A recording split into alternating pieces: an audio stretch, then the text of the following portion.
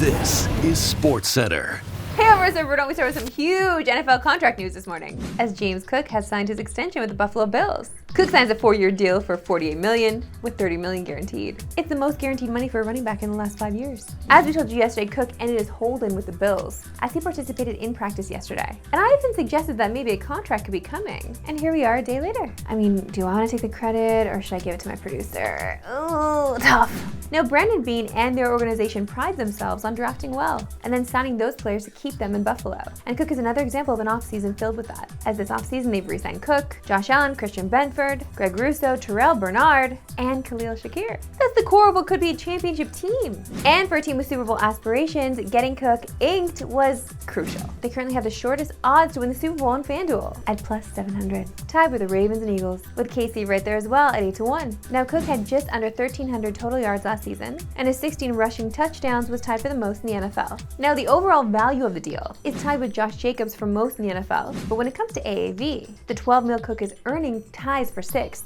with Jacobs, with Saquon deservedly at the top of that list at just over $20 million a year. With more on the deal, here's ESPN's Peter Schrager. Yeah, and the $30 million guaranteed is big, Greeny. This is more money cash flow-wise than what Saquon got as a free agent, than what Josh Jacobs got as a free agent, but more importantly, it's 4 years, and they add him to a list of Greg Russo, Khalil Shakir, Benford, Bernard, and of course Josh Allen, all signed extensions this offseason. Buffalo is all in, and they've got all of their guys ready to go. I've been watching Hard Knocks, and we're going to get into that later in the show, but just everything surrounding this Bills team feels nice. To baseball, and the Jays are back at the Dome tonight, looking to make it 2 straight over the Cubs after last night's 5-1 win. Toronto's been a force at home lately, racking up 14 wins in the last 17 home games. And the bats have been loud during it all, especially for Vladdy. He's got 14 hits in his last 7 games. Bo Bichette's batting .364 in August, and Dalton Varsho's been red hot since returning to the lineup. He's batting .357 with 4 home runs and 11 RBI in his last 6 games. And Ernie Clement has been one of the sneakiest spark plugs in the entire league. I did see Dalton Varsho at dinner the other night, so maybe I have something to do with it, I don't know.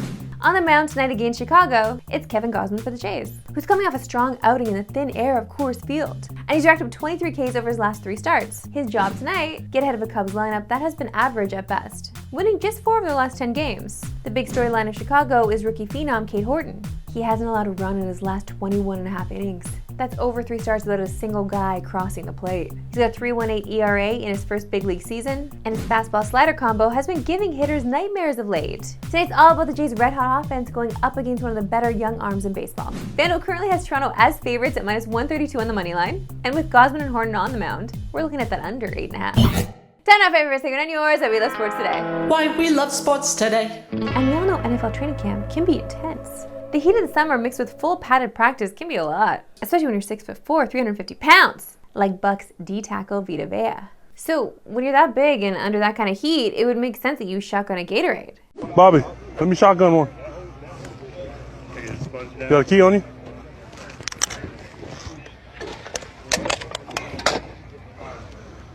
Chilling beer. Just like that. I don't drink beer. What are you doing? White wine. He's like a middle-aged divorcee. Like, I don't know. That was really impressive. Joined now by producer of the show, Producer Hein. Why? Because we're going to talk some Bills, his favorite subject of all time. We're going to talk Hard Knocks. That's on Crave. It's been must-watch. We're only 2 episodes in, and it's been absolutely unbelievable. I know that. I know that. Like, Hard Knocks was good before it was the Bills, but now that it's the Bills, it's like, oh, and on Crave. Awesome. And on Crave, yeah. So 2 episodes in. I'm just super impressed with the series in general, how quickly the turnaround is. Oh, yeah, that's always the best. I'm always, especially for us working in broadcast, seeing stuff like yesterday's episode where it's like, that game just happened on the weekend, and you turn that around for Tuesday. Always impressive. I couldn't believe it. When the season started, I'm like, wait a minute, they're talking about Josh's wedding. Wait a minute, they're talking about Josh winning MVP. Like, I was thinking it was coming from the season before. No, this stuff just happened. It's a really special series, so let's just talk about our favorite standout characters. Characters, also people, okay? They're people in real life. But characters in the show, really, I love Deion Dawkins. I knew you were going to go Deion Dawkins. I first of all, love his dynamic with his family, his kids. He just seems like a great dad. But the drifting is a really cool aspect of just showing his life outside of the game. I need to be in that car with Dion Dawkins know. drifting. That would be the most fun. I'm a bit of a scaredy cat, as your scare videos have shown.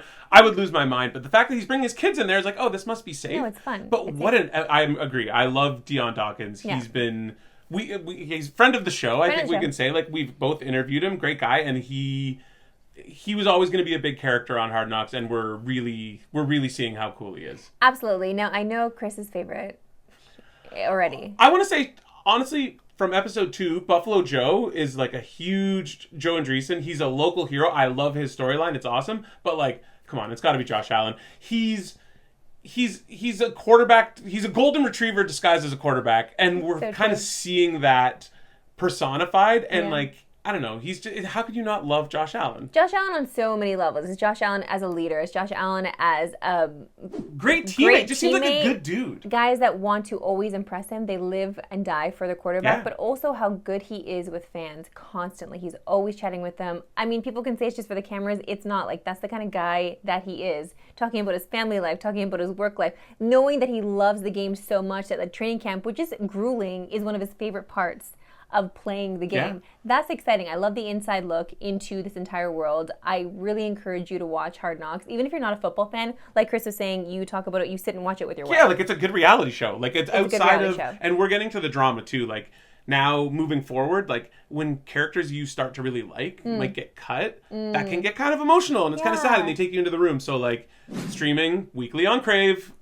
Plug. Yes. We love Crave. We do love Crave. And it's been awesome, and I can't get enough of it. Chris just wanted to insert himself into the show so he could glaze over Josh Allen, just so we're clear. While also plugging one of our favorite partners in Crave. Yes. Both of those things. I love Josh Allen almost as much as I love Crave. Wow. Okay, I didn't think you were going to insert that one in there, but he did. That's all for us today. We'll see you right back in around 3 Eastern. No Pacific. Have a good one. Get out of here.